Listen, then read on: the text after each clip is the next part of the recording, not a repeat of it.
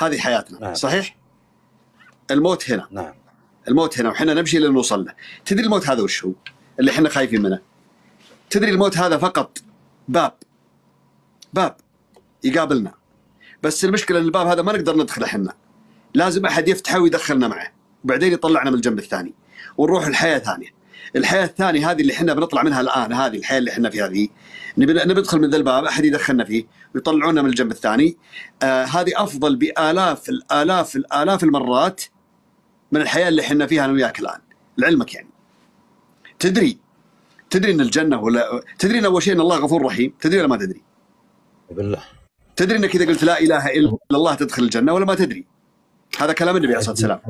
قال من قال لا اله الا الله، من قال لا اله الا الله خالصة لوجه الله دخل الجنة. فاحد الصحابة قال يا رسول الله ابشر الناس؟ قال لا دعهم يتنافسوا ولا هم داخلين.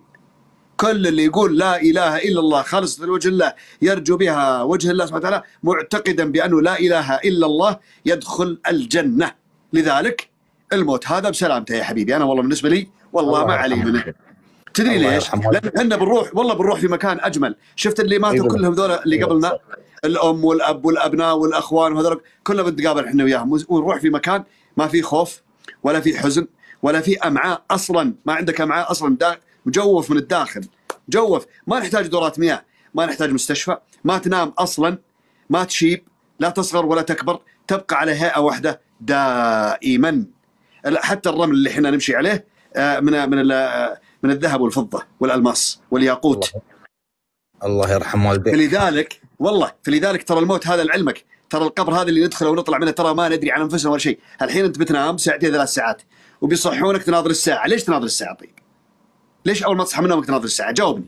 نعم، تشوف الوقت كم، لأنك ما تدري كم مر عليك، هل هي ساعة ولا أكثر. هذه نفسها. هذا نفس اللي في القبر، لو تقعد فيه 6 مليون سنة ما تدري عن نفسك، أكنك نايم، كأنك لسه ما خلقت أصلا. يا جماعة الخير، ترى حنا والله ترى الموت هذا اللي مرعب الناس ومسوي لهم قلق، تراه من أجمل ما أعطانا الله سبحانه وتعالى عشان نرجع في المكان اللي أساسا كنا فيه، اللي هي الجنة أصلا.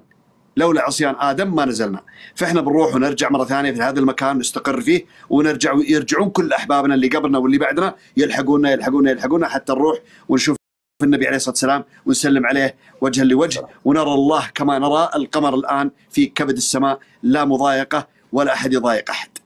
والله ترى الموت والله جميل، لا تفكر الموت عبث. الحمد لله. جميل جدا، بس احنا مرعوبين لأن اللي قبلنا خوفونا. أغلب الناس الحين اللي جاي يتكلم عن الموت قال الموت يا تارك الصلاة تحشرج الأنفس، واو إلى روعونا. وهو الموت الله سبحانه وتعالى، وهو الموت قال لهم يدري قال إنك ميت وإنهم ميتون، ما قال يطارد النبي عليه الصلاة والسلام. لا إنك ميت وإنهم ميتون. ولو الموت سيء، اسمعني، لو الموت سيء ولو الموت ما هو كويس ولو الموت شر ما كان الله سبحانه وتعالى أمات محمد عليه الصلاة والسلام. والله ما يكون موته، وهو أحب خلق الله إلى الله. والآن مدفون النبي عليه الصلاة والسلام في قبر، صح ولا لا؟ الله يرحمه ويغفر له ويرحمنا جميعا. نعم، فأنا وأنت ما احنا بأحسن، أنا وأنت ما احنا بأحسن. والله يسعدك على الكلام الطيب. أبغاك تطلع من هنا وأنت مبسوط، تروح تزغرط، رجع على رجل، قول يا أم العيال جيبي القهوة. اسمعني الله يرضى عليك، قول يا أم العيال جيبي القهوة وجيبي الحلا وحل بؤك وعيش أيامك.